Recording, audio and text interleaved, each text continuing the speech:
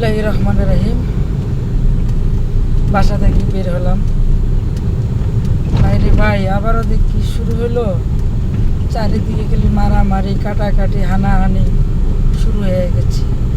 আর বিশেষ করে এই নরপশুর বাচ্চা কিছু আছে, এরা শিশু বাচ্চাদের উপরে কী যে শুরু করে দিল, শিশু বাচ্চাদেরকে নির্যাতন করা, ধর্ষণ করা।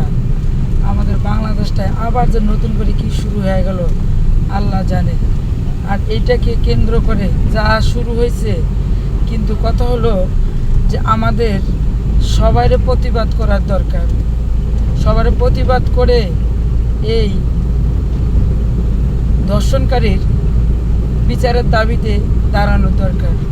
কারণ এর বিচারটা জনগণের সামনেই ফাঁসি দেওয়ার দরকার। আমি সবসময়ের জন্য এই কথাটাই বলে যাব যে যারা আমাদের এই ছোট ছোট শিশুদের উপরে ঝাঁপিয়ে পড়ে, এই নরপশুদেরকে যদি পাথর নিক্ষেপ করে মারা হতো, তা একজনকে এরকম শিক্ষা দিলে আমার মনে হয় আর কোনো নরপশু কোনো নারীর উপরে এরকম ঝাঁপিয়ে পড়বে না এবং শিশু বাচ্চাদের উপরে ঝাঁপিয়ে পড়বে না।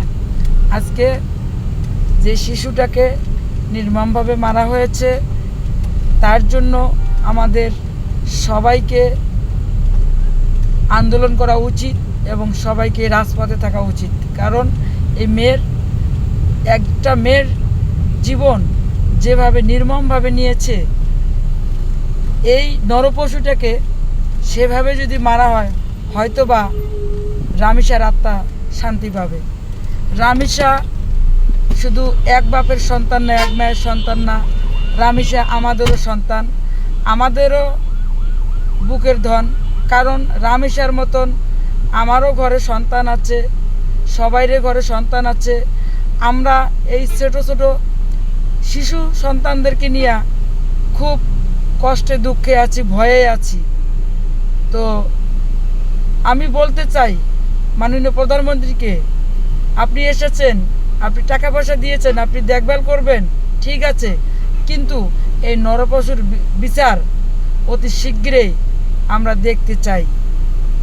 আমরা চাই না আমাদের এই রামিসা হত্যাকে নিয়ে বিভিন্ন আরও কোনো বিশৃঙ্খলা ঘটুক। আমরা চাই এদেশে শান্তি। আমরা চাই আপনি ভালো মানুষ, দেশ ভালোভাবে পরিচালনা করেন। সবার কাছ থেকে বিদায় নিচ্ছি।